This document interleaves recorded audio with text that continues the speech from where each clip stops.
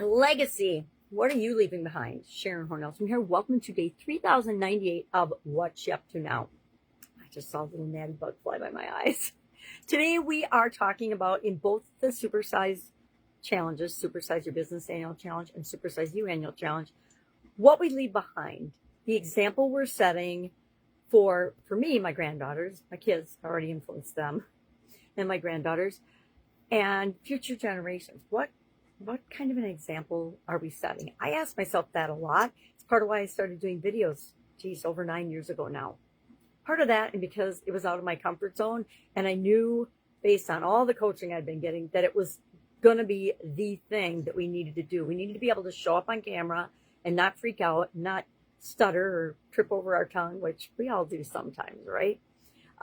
With my personal visual challenges, you get some crazy stuff from me. You get some massively strange eyeshadow and makeup some days, and I'll keep doing it as long as I can. But when it gets really more clown-like, which, okay, some days are very clown-like, I will stop doing it. And that's probably when I'll have to stop doing videos and showing up live every day. I want to do at least one more year. I decided this yesterday or the day before. I was thinking about it. I'm like, well, how many years am I going to show up every day? How many years am I going to actually commit to myself and make myself do something every single day? Well, every single day we do things anyway, right? So am I really making myself do it? No. There's only been a couple of days when I didn't want to do my videos. And I'm talking in 3,098 days. There have been a couple days. I did miss Christmas of 2019. I had COVID, sicker than a dog. I could not stop coughing long enough to get a phrase out, much less make any videos. So that day I cut myself some slack and I didn't do any. And then I showed up the next day. So I should go watch those videos. I can't even imagine how bad they are.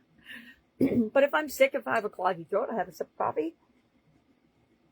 And we carry on, because that's real life. We don't get to just stop everything for very many things. Now, I will admit, I did stop everything in 2010 for, I don't know, about 7 to 9 days, and then started it up again. I guess I did have control over that. Topic for another day. So today we're talking all about what we leave behind and the impact we have while we're here on the planet. And that's always, like everything else, entirely up to us. What else is going on? I am in a coaching program. I've talked about this quite a lot. I have got to structure more time where I just say no to a lot of things. And I think today I'm going to be evaluating that. I started a new, hey, this is my week-long system. And I'll just show you. This is what it started out as, this nice, neat form. And actually, it started out as just this nice, neat list. Hey, here's the things I've committed to doing. And by the next day, I had already turned it into this. And I just wrote on it all week. I was going to be talking to Claude and having Claude get to know my schedule, my rhythm, how I work, when I work. And I did not do a great job of that.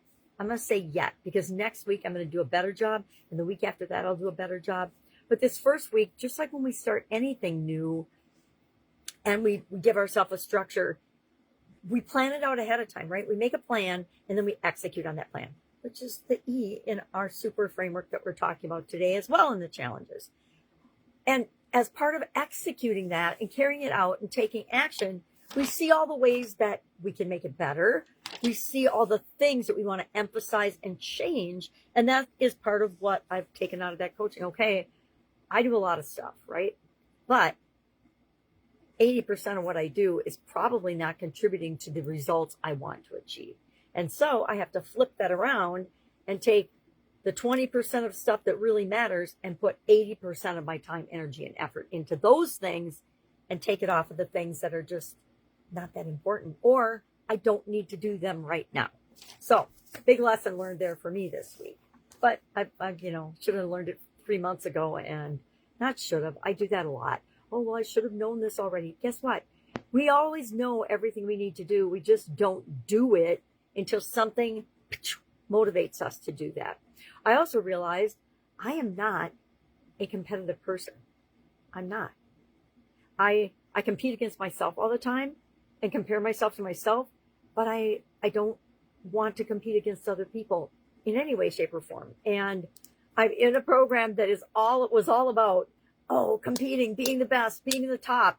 And it's all based on money. And the problem is, once you reach a certain point in your life and a certain level of success, or whatever you want to call it, money is not the motivator or the driver anymore. It's why I keep finding myself called to teach and talk about legacy and impact and what you're leaving behind and what's important to you, and how you're passing that on to the next generation. Because that's all of our purpose, is to be the best possible version of ourselves and set the example for those that come behind us.